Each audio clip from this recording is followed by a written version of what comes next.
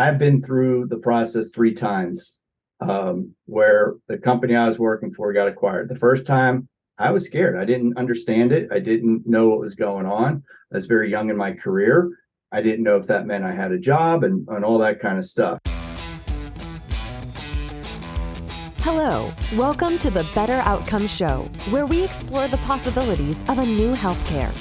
Each episode, we bring you a conversation with leaders across the healthcare industry, exploring topics ranging from new treatment techniques and interventions to novel service delivery methods and business models. And now your host, Rafi Salazar from Rehab Practice Solutions, a leader in patient engagement and retention strategy. Let's explore the possibilities of a new healthcare. Well, hello again. Welcome to another episode of the Better Outcomes Show. I'm your host, Rafi Salazar from Rehab Practice Solutions. This week, I am welcoming back a previous guest, Mike Pekatowski. He's been on the show a couple times, and he's talked primarily around what owners and practice managers should think about when it comes to selling or exiting their business. So if you want to sell your business, what's the roadmap to do that? This time, we've got him coming back and we're flipping the tables. So we're talking about what to look for if you are in the situation of either wanting to purchase or acquire an already running healthcare practice. Primarily, Mike is a physical therapist, so he's going to talk a lot about the metrics and some of the things to think about from a PT standpoint. But acquiring a healthcare practice has a lot of similarities regardless of what subspecialty or clinical discipline you're looking at. A lot of the financial metrics are going to be the same. A lot of the philosophy about purchasing, acquiring, training, onboarding staff, all that is going to be the same. So anyways, we're talking specifically about if you are a practice owner, maybe looking to add another location or two by merging or acquiring a competitor or another player in the space, or if you're somebody who's maybe worked in healthcare for a while and now you're looking at taking the plunge, and instead of building something from the ground up, you want to purchase an already existing practice, or maybe you work in a clinic as a clinician and the owner is planning on retiring or leaving, and you're looking at getting into an ownership or stepping into an equity level position in that organization. This interview and this conversation should hopefully provide a little bit of guidance and kind of a high level overview of what to look for. These are the big areas to be thinking about, both from the financial perspective, what should the numbers look like to make it a good investment? And then also, what do we do about the people that are going to remain at the organization after it gets purchased? So what do we have to put in place as far as training, onboarding, culture, staff turnover, all of that sort of thing that kind of gets left as an afterthought a lot of times, especially if it's your first acquisition or something like that. I know that when I purchased the clinic that I run now, it was kind of my eyes were open to how complex the transaction was going to be in and of itself. I mean, you had money getting put in escrow and earnouts and non-competes and all that kind of thing, and then you also had the fact that you had a team now that you had to lead and train and maybe change some systems and processes in order to align with either your philosophy of care, your philosophy of doing business, and what was currently or what had been the past operating procedures at the business. So it can be a little complicating, a little daunting. As I mentioned to Mike, it's not like buying a car. When you buy a business, there's a lot that goes into it. You need to do a good amount of due diligence before you sign an LOI or make an offer. You need to first, and Mike is a big proponent of this, understand where the practice sits from a financial perspective, because you can't even start mentioning price or talking about price or what it would look like if you don't have a true understanding of what the business is actually worth. A lot of times, I was talking to a friend of mine the other day who bought this was a different area. It was not, I'm in physical therapy, occupational therapy space, and he runs in a different specialty area. And they bought their practice on a multiple of like top line revenue, which to me was crazy. Mike talks a little bit about how we would go about valuating a healthcare practice typically in general using EBITDA or earnings before interest, taxes, and amortization. He breaks that down a little bit and kind of the multiples that you would want to look at, and also kind of how you arrive at that number. Like, how do you even arrive at what the EBITDA is? What are the things you need to be cognizant about when you're making that calculation? So anyways, hopefully you find this conversation enlightening, and if nothing else, gives you something to think about if you are potentially considering purchasing or acquiring a healthcare practice in the future. Or maybe you're on the flip side and you're looking at selling, and this is what the a buyer or the person that's acquiring a practice is going to be looking for, and some of the things that they're going to want to have in hand before they even start talking about price. So without further ado, here's Mike Pikatowski talking about what to look for and think about when you're acquiring a private healthcare practice. Well, hey, Mike, welcome to the show. How are you? Doing great, Rafi. Great to be back. Yeah, you've been on the show a couple times. So for those that have not heard of you, tell us a little bit about yourself, what you do at Physical Therapy Brokers, and we'll kind of just dive right into the topic of what to look for when purchasing or acquiring a practice. Yep. So my name is Mike Pikatowski. I am a PT by trade. Worked in various positions throughout the years, but the last 9 years I've spent in the mergers and acquisitions side of the business. 7 of those years as a buyer for large strategic, private equity backed and publicly traded companies. In the last 2 years, I've been working on the sell side, helping people who want to sell their practices or smaller practices who wish to buy other practices. So been doing that on my own for the last couple of years, and it's been a blast. So yeah. My website is physicaltherapybrokers.com, and the company is called Physical Therapy Practice Sales and Consulting. So if anyone wants to look that stuff up. Yeah. Awesome. Which is why we want to talk with you today. So probably most of the people that are listening to the show might have a practice. Maybe they've got a couple locations and they've kind of grown organically, but now maybe they're looking at, okay, we're going to buy a practice to kind of expand our footprint or whatever. Maybe they're just looking at acquiring a practice. This is not like buying a car. Not at all.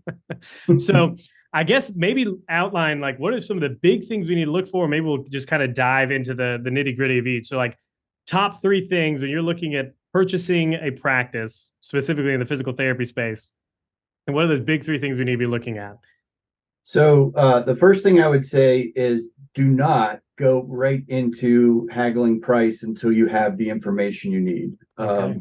I have walked into mid-process deals where that's where the negotiation started before they really knew anything about each other, and all of a sudden the deal terms that were originally proposed don't seem to work based off of the numbers. So that's a big mistake, and I see it happen multiple times. So it's, I think everyone wants to get into deal price right away, especially when you're not experienced with this, and that's not where you want to go. So what you really want to look at, the top 3, whatever things you want to look at, is you want to get the financials and be able to, if it's not already done, break that information down into your EBITDA and adjusted EBITDA. That's going to be a critical piece. So break that down for us, the difference between EBITDA and adjusted EBITDA. Yeah, so EBITDA will just remove interest, taxation, depreciation, and amortization. So as that stuff, it's pretty easy to quantify on a traditional P&L, and there are usually line items on there, so you can pull them right out, and you can come to an EBITDA pretty quickly. Now, the adjusted EBITDA does take a little bit of experience to go through, and so it's kind of the art side of the equation, where you really have to dig into the expenses to understand one-time expenses, reimburse or pay any pay differences for the owners. There could be simple things like, if you're looking at a 12-month period and there's only 11 rent payments in there, so you have to adjust for that. So there's just a lot of little things you want to look through to make sure that you have the numbers that are accurate and tight, and and that what you're paying a multiple on is truly what the value of the business is from an adjusted EBITDA standpoint. So tons of little things, too much to go into. That's a whole show in and of itself, probably. So those are the two main numbers that you want to be able to derive from in your P&Ls, and everything in the PT world is going to be based off of the trailing 12 months performance. And so that will establish a kind of an EBITDA target. And then, as you go through the diligence process, you're going to be looking closely to make sure that there are no significant changes in that EBITDA target over the 2 to 3 months that you're doing your diligence. Okay. Yeah.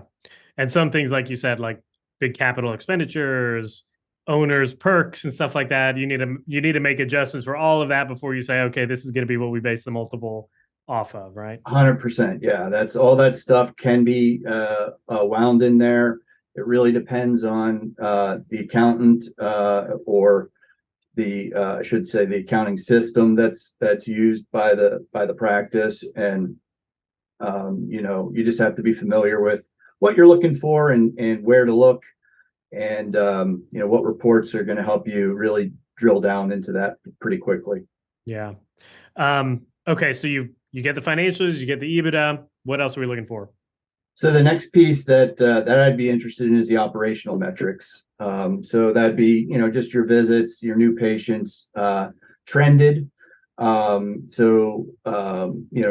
billed, and then some productivity type metrics, just to understand, if there's any opportunities for improvement there.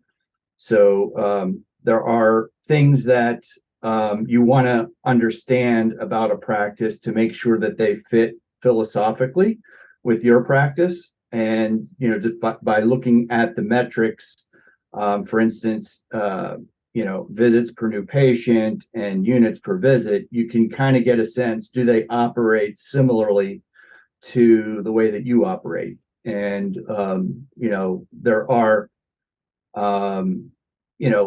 opportunities if the numbers are different.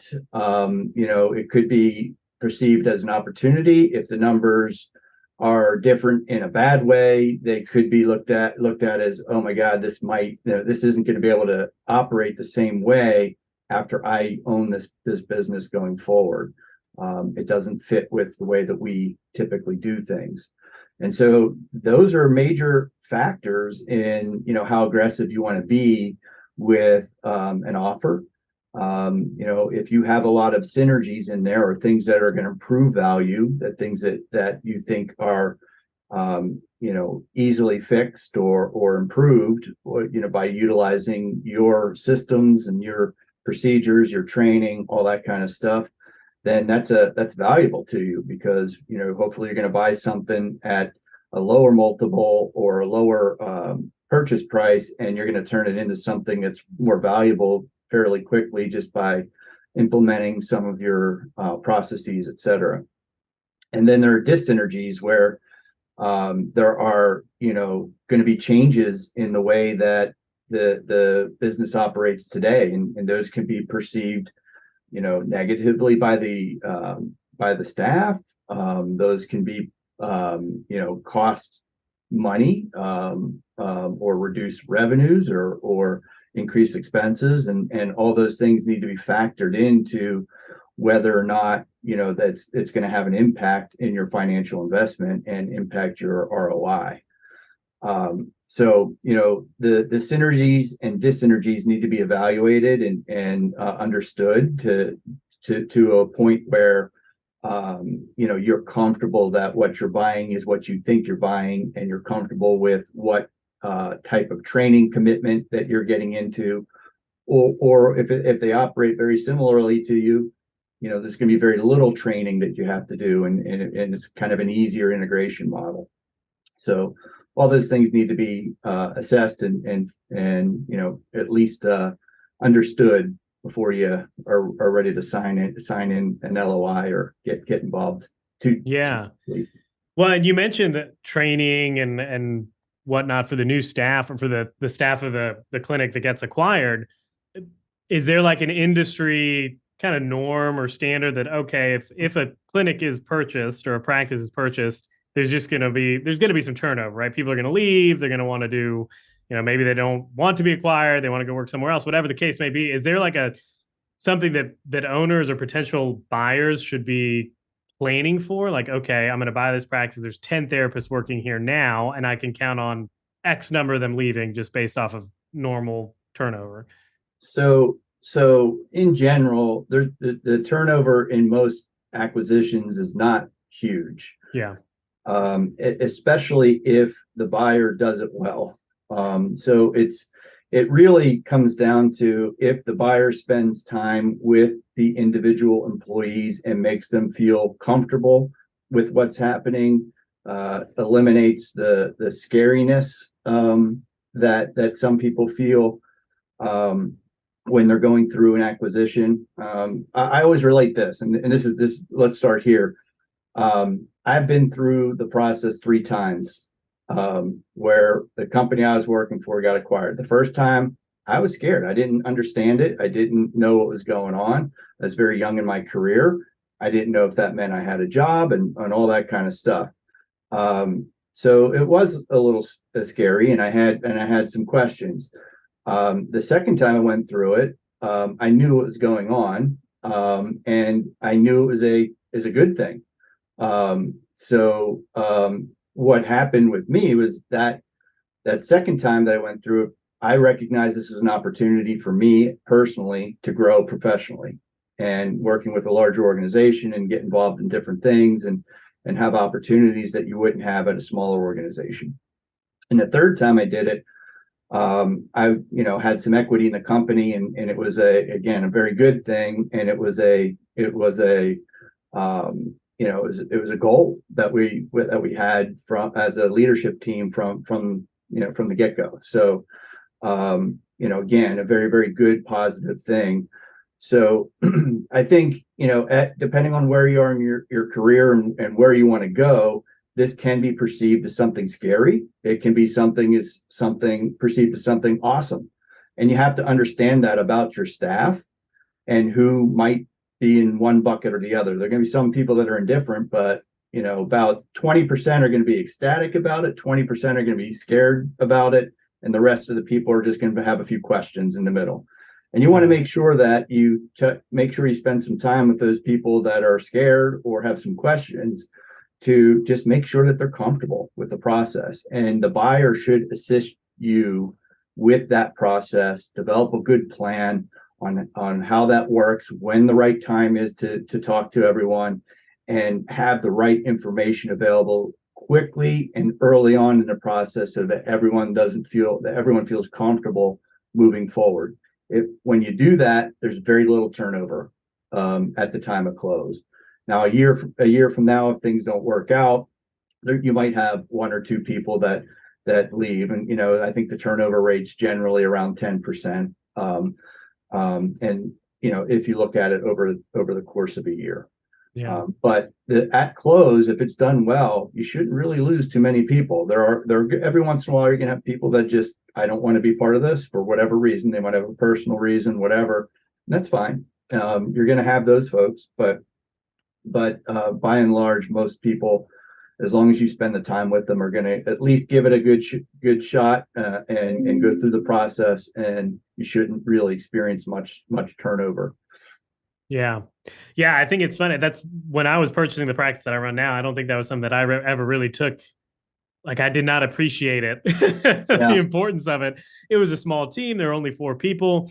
But the previous owners took the time to, like, all right, you're going to sit down with Rafi. You're going to have a little mini interview. And we didn't lose anybody, which is great. But, purchasing something that maybe is running at a higher clip now, we've got 10 employees and all this is going on, and maybe 1 key employee leaves. You're like, we don't want to make sure that does not happen, right? Exactly. Right, and I think that's another critical point in your list of your top 3 is who are the important people in that purchase that you need to go through. This is a relationship business. Yeah. So by and large, a lot of times it's the owners of the practice that are the critical people to make sure that they're going through but not always. There are some folks that have delegated or they have all-star PTs, who are guys and gals who own all the relationships in the area, who really have a good, connection with the community. And those are the people that, you need to make sure are coming along for the ride afterwards. And so you really have to identify those. That way, if you do have someone that doesn't want to join the bus, jump on the bus as it's coming by, you want to make sure it's not one of the people that are essential. And we call that an essential employees list. Just making sure that those folks for sure are coming through in the transaction. So Yeah, and I'm assuming there's things you can do on the buy side to kind of incentivize those employees, right? yeah, so a larger strategic buyer is going to have a lot of resources behind them, Yeah. and they will do all kinds of analysis on the benefits, benefit packages you offer versus what they offer, and compensation packages, PTO packages, and they will be able to really calculate it out so that we're making sure that no one's losing anything, because that's ultimately, I guess the way that a lot of people look at it is, whenever somebody is selling a practice, there's three main questions that I always hear is, what's my practice worth? I get that one. What's going to happen to me afterwards? And third, and just as important, what's going to happen to my team? And so, making sure that your team is taken care of and making sure you have conversations with the buyer early on, or if you're the buyer, making sure you're open to those conversations, to make sure that you're going to make everyone whole, that they're not going to be losing anything, losing PTO time or losing something that's important to them.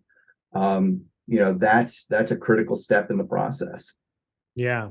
Well, and let's circle back to that owner. You said sometimes they are the critical piece of the puzzle. Maybe sometimes they might not be if they've, delegated off or they have systems in place or whatever. But as the buyer that's looking at coming in and purchasing this practice, like there is the question of like, one, what do we do with it might not be a right the right question, but like what happens to the owner after I take over this practice, right? Like, is there I know we've talked in the past about earnouts, and that's more on like the financial side and what to look for when you're exit planning. But from the buyer's perspective, like, are there risks involved with the employer or the practice owner leaving early, staying on too long? All of that. Like, what kind of things should we be thinking about specifically about the owner of the practice as we purchase it? Well, I think the expectations need to be clear from the get-go. Good, honest conversations. What's the owner's the current owner's goals? Are they nearing retirement and they have a 2-year window or something like that? But I think you just have to be clear on that. With any purchase agreement as a buyer, you're going to want to non-compete in there that's going to limit the seller's opportunity to compete against you for a period of time after the sale. So that's going to be your protection from them leaving and then opening up across the street and taking all those relationships that they have. That's kind of number one. But beyond that, thinking more strategically, how do you align with this person so that they have some skin in the game, going forward that aligns with your goals with the practice. Most of the time it's you want to ensure that the practice functions in a reasonable financial position, as well as operational capacity over the at least during that first year or two after you close a deal.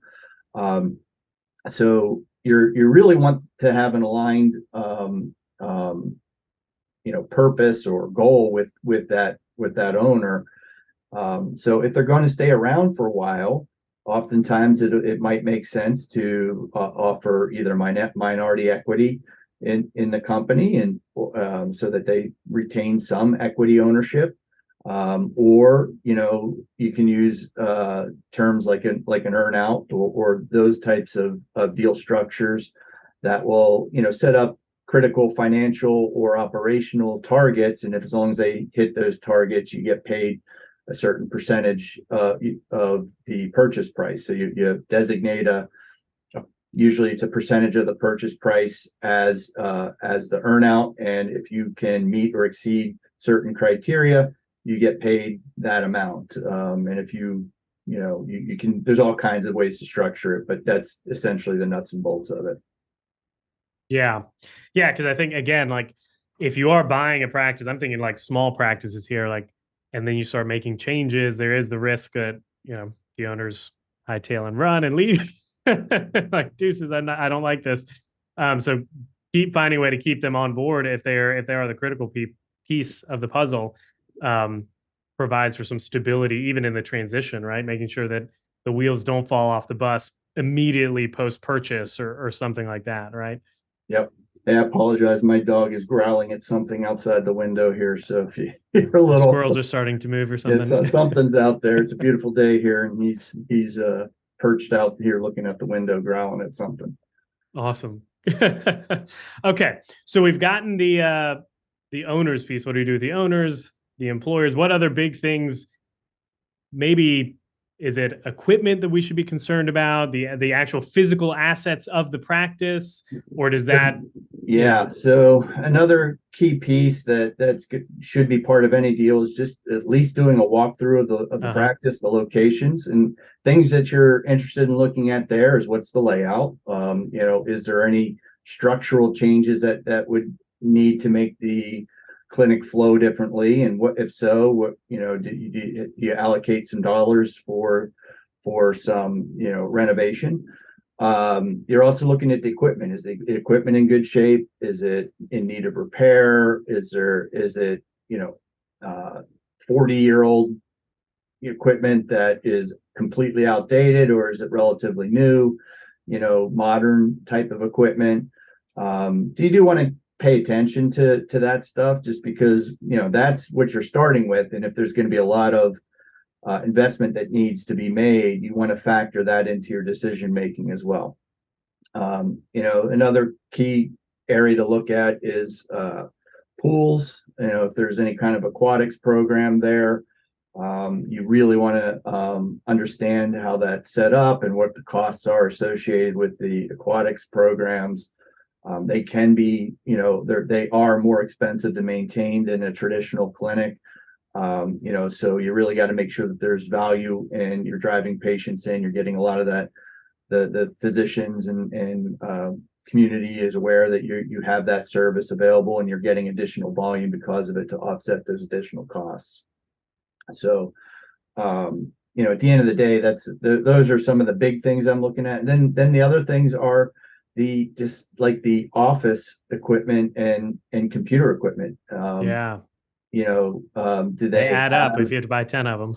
Right. Do they have enough computer equipment for everyone? Is it, reasonably new? Or is it a 20-year-old laptop that's on its last leg? And you just got to factor that in, because if you have to buy 10 laptops or 10 Chromebooks or something like that, that's more cost that you didn't plan on. So yeah, looking at all that stuff, making sure it's compatible with your systems that you're going to use going forward, and making sure that it's, in reasonable shape, that you're going to get a few years out of it post close, so you're not going to be investing dollars right away in updating the IT or office equipment. Yeah, I think that was something that it can catch people off guard, right? Especially like in the days of old servers and like big computer units that are in a closet or something like that. The practice that I purchased had an old server that was probably 15 years old or something like that. I mean, the closet would heat up, it would get hot, and I was like, why are we not on the cloud, right? But like it costs money and change and all that. So from an operations perspective, what are the things that a potential practice acquirer wants to look at? Obviously, the amount of visits per per month, maybe visits per new, all of those kind of the big metrics that we know about. Are there anything else we want to be concerned about from an operations perspective? Yeah, the other piece there is productivity. Uh-huh. And again, from a productivity standpoint, you want to look at it from the lens of what's their payer mix. Yeah. So, and that by that I mean if it's a high Medicare population, it's going to operate a lot differently than a more managed care type volume office. And so you want to look at what their productivity is. There's several key metrics you can look at.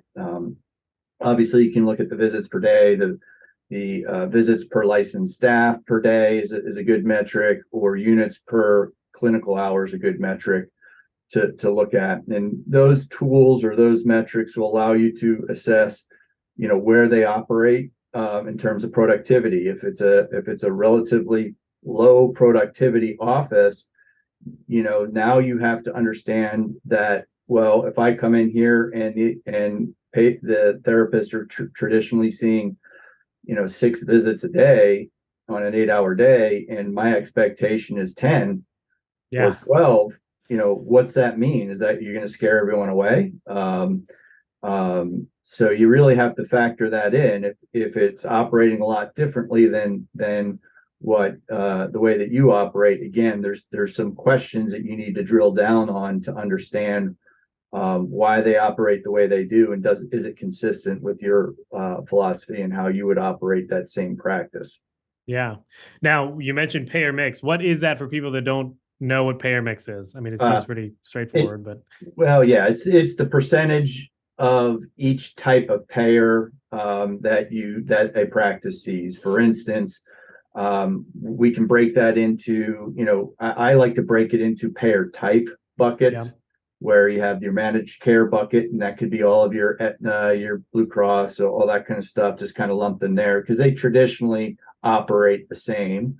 And then you have your federally funded bucket, which is your Medicare, TRICARES, all those types of payers. And then you have your workers' comp, your auto, maybe litigation, sometimes you see in there, and others. So, when you start to look at your mix of all the different types of patients you see on a daily basis, you'll start to see that it's fairly consistent in markets, what that payer mix looks like. And it'll go up and down if there's some major changes here and there.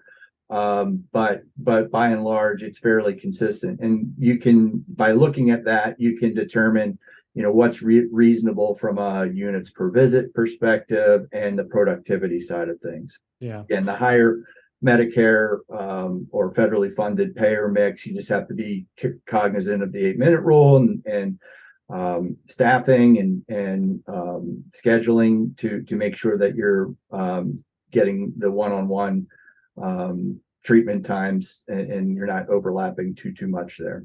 Yeah.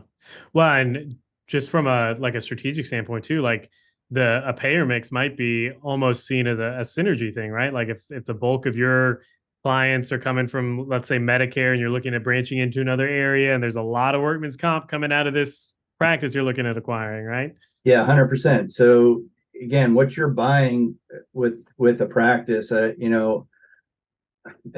coming from a large strategic, I would say that those guys have enough cash and whatever, they can put a practice up anywhere. Yeah. They can have it up in a couple months, and it will, they can have that building up and it'll be shiny and new and beautiful.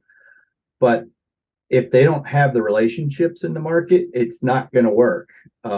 So at the end of the day, when you, as an acquirer, what you're buying is the relationships that have been developed by this practice over the years.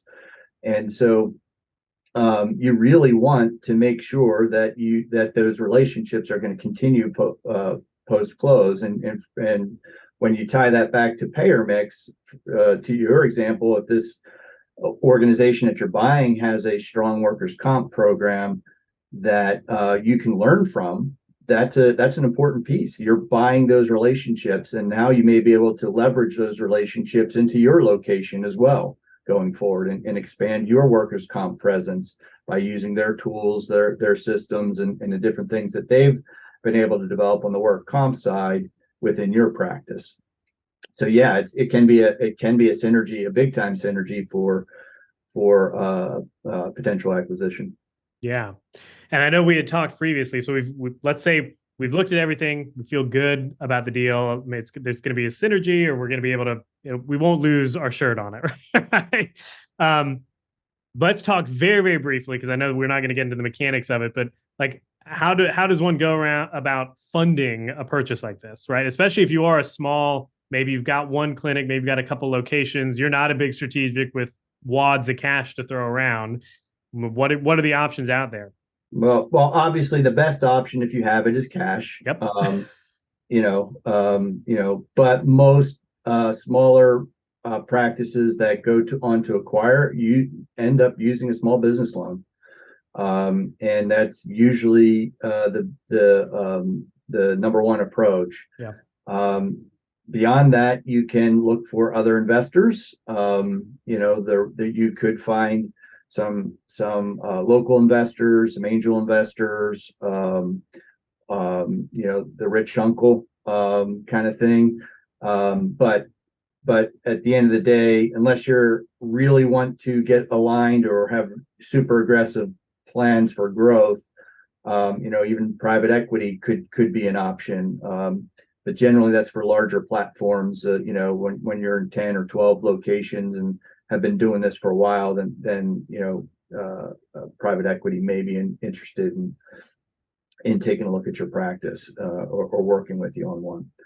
So, but I would say for a small business, a smaller practice, 1-2 locations, and they're looking to get their next one, 90% of the time it's going to be a small business loan, either through their bank or the Small Business Association or wherever they can get the best terms. Yeah. Yep. Cool deal. Well, if there's anything else that we have not covered about purchasing or looking at purchasing a clinic, what have we missed? Have we missed anything? Well, Probably a lot, I'm sure. We hit a lot of the main Yeah. points. I think the other piece that bears some worth mentioning is the legal side. Yeah. Buying a practice is not as simple as just buying a car, like the example you used before. There's a lot of documentation, legal work that needs to be done appropriately for it to work and to minimize tax implications and all that kind of stuff. So you do want to have an experienced attorney who understands who understands transactional law, particularly healthcare, and in particular the physical therapy side. If you can find one of those folks, there are several out there that have done dozens, if not hundreds of deals over the years, and those are the folks that are really going to help you make sure that you're structuring the deal and protecting your interests going forward. So I think having the right lawyer or the team around you, not only is it lawyer, you might need an advisor, so someone such as myself, to help you through the process. But at the end of the day, having that right team around you to make sure that you don't make mistakes, especially if it's your first one or even second one or sometimes even your third one. So you've done it a few dozen times. You're going to be learning new stuff every time, and you just want to make sure that you don't make a mistake that's going to cost you, make that investment, not worth what you think it's worth down the road. I think that's the critical piece. Yeah. The example of the attorneys is a huge one. I did not realize, when you're purchasing, depending on the structure of the deal and all that, like if it's a new EIN coming in, then there's like interim agreements and BAAs that need to be signed and all this stuff that we kind of take for granted. You're like, oh man, we need to make all of this work in the interim while the transition is happening and all of that. From an advisor standpoint, because I think you bring a good point here. What does like a mergers and acquisitions advisor provide in this, particularly for the buyer? Like, obviously there's the advice of kind of evaluating the business and maybe you structure the offer this way, but there's more to it for sure, right? Oh yeah. So, my firm does do buy side advisory services, and we structure those, it depends on what the buyer needs, really, at the end of the day. Sometimes it's just a consultation type thing where they just need, a regular cadence of information. What are my next steps? Is this right? Can you review this for me? And those are fine. And then sometimes they need help from soup to nuts. Yeah. And those are traditional buy side agreements, that they're a little bit more costly for the buyer, but you're making sure you're doing it the right way, and you're getting the right terms, and you're protecting yourself. And so that's what all that stuff does, or that's what the value that's offered by using an advisor through the process. So again, it really depends on your experience level and how comfortable you are with the process. Just because you sold your practice once doesn't necessarily make you an expert, but it does. You have some level of experience with it now, and so I think there's value that an advisor can provide no matter what level you're at, and I mean, I work with some bigger companies that have done many acquisitions, but they just need help understanding what it means for the therapy side, or for or for their specific situation. So believe me, there's no bad questions when it comes to that stuff, and there's a good advisors can be able to provide you a lot of insight and ideas that you're probably not thinking of going through the process, and you'll be glad that you had some help. Awesome. Cool deal. Well, Mike, thanks so much for coming on the show, talking with us about this. Where can people find out about you, about your work, your newsletter, anything like that? Yep. So physicaltherapybrokers.com is my website. You can find me on LinkedIn as well. I also, if you're interested, you could subscribe to my monthly newsletter that I send out each month, that kind of updates the physical therapy market, what transactions are occurring, what are the trends, and provide a little bit of analysis of what I see happening. And that's been a useful tool for a lot of folks. And but that's the best way to get a hold of me, through the website. Or you can email me directly at mike@physicaltherapybrokers.com. All right. And we'll link to all that in the show notes. Well, Mike, thanks so much. Thanks, Ralphie. Well, I hope you enjoyed that conversation with Mike Pekatowski, all about what to look for when acquiring or considering merging or acquiring a healthcare practice, a private healthcare practice. I think one of the big things that cannot be understated, especially if you happen to own a private healthcare practice now, is that some of these things are universal insofar as the financial metrics you need to track in order to understand what your business is worth. You need to understand that if you're going to purchase a practice, but you also need to be aware of the fact that whoever is going to be considering purchasing your practice is going to want that information. And a good way to get a handle on that is simply by running some financial benchmarks or assessments on your practice, both for planning purposes, but then also to understand kind of where you sit financially. So you can tell an acquirer, for example, we make X number of dollars per patient visit, or this is our weighted revenue per visit. All those types of things that you need to understand, and probably that you want to look for when you're purchasing, or look into when you're purchasing or considering acquiring another healthcare practice in your space. So, not to belabor this at all, but we did develop at Rehab Practice Solutions what we're calling a private healthcare practice planning tool. And the way it is broken down, it is 5 or 6 parts. It's like a 13 or 14 page ebook. The first 2 sections are all about the financial health, just kind of getting a financial snapshot of your business and then projecting into the future. So there's a break-even analysis template in there, talks a little bit about how to arrive at and calculate some of those numbers, talks a little bit about what the break-even point is, right? And then helps you game out, okay, what do we need to change Is it a revenue per visit issue, or is it a volume issue? Break-even analysis are very good at helping you kind of identify that, kind of the low-hanging fruit to improve your profitability. And then there's a pro forma in there, which really just helps you plan out or project, based off of where we're at today and the future growth that we're expecting or that we want to have. What would that do to our profitability, to our revenue, to our costs? The variable costs increase as volume increases or production increases sometimes as well, which is why break-even analysis, again, to go back to that, is very helpful. And then the last 3 sections are about important metrics that you want to track and keep kind of aware of.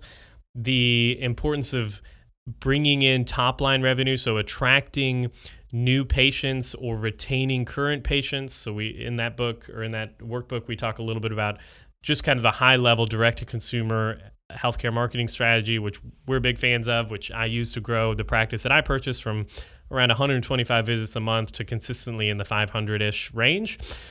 So I lay out a little bit of that framework in that workbook. And then we talk about innovation and revenue diversification. So my big contention, or my belief, is that the change that we're going to see in healthcare is not going to come from the top down. It's not going to come from policymakers. It's not going to come from insurance payers changing what they're doing. A lot of those stakeholders in healthcare are very much incentivized to maintain the status quo, right? Change in healthcare is going to come from entrepreneurial innovation, probably and most likely in the private healthcare space, because those of us in private practice are not weighed down by giant corporate burdens or bureaucracies that are tying our hands with innovation.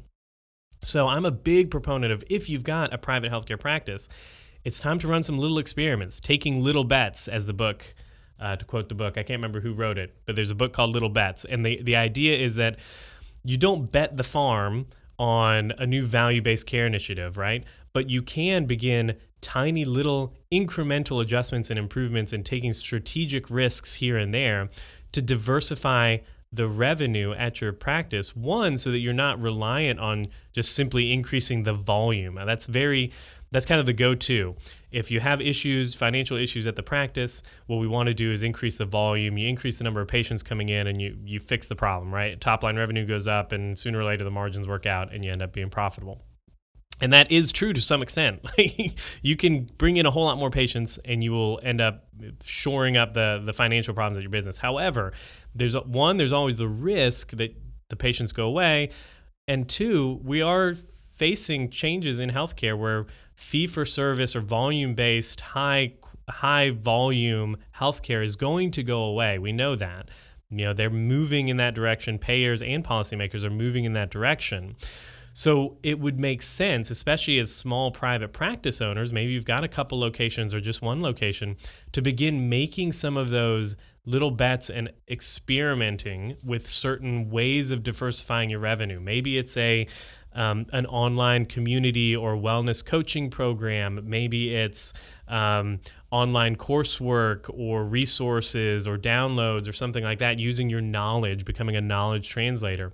Or maybe it's simply exploring different ways to provide the services that you're already providing. Maybe it is something like asynchronous telehealth, or going directly to, I'm in the occupational physical therapy space, so maybe going directly to a local employer and providing on-site ergonomics and injury prevention programs or something of that nature. Still where you're leveraging the skills, the knowledge, the expertise that you have, but you're not cramming it into this fee-for-service, high-volume, burnout-laden healthcare status quo, right? So anyways, that's all I've got to say about that.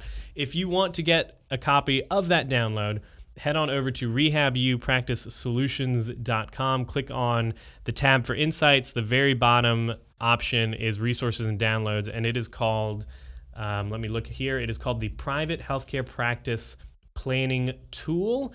And what we're basically saying is it allows you to check in on the financial health and sustainability of your practice and put a plan together to increase revenue and profitability using what we've developed, which is the Private Healthcare Practice Financial Assessment. And none of this is like super proprietary. It's not like I'm breaking ground here. I'm not discovering a new sun, and I'm not Copernicus, right?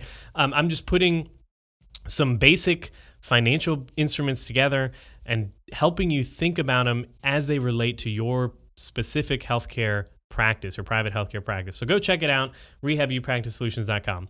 If you like the show, head on over to iTunes, leave us a rating and review. It helps people find us. And if you do run a private healthcare practice and you are looking for some help in putting that plan together to increase your revenue and profitability, reach out to me. I'd love to have a conversation with you about how I can help. The best way to do that, you can go to rehabilipracticesolutions.com, and there's links everywhere to schedule a call with me. Or you can shoot me an email at Rafi, R-A-F-I, at rehabilipracticesolutions.com. All right. Until the next time, be safe, be healthy. I'll talk to you then. Thanks for listening to the Better Outcomes Show, where we explore the possibilities of a new healthcare. Our hope is that you walk away from each episode informed, equipped, and empowered to push the boundaries in your own practice or business. We want to give you the tools to help you build strong, long-lasting relationships with your patients and clients, helping meet their goals, improve their health, and achieve better outcomes. Learn more at www.rehabilipracticesolutions.com. We'll catch you on the next episode.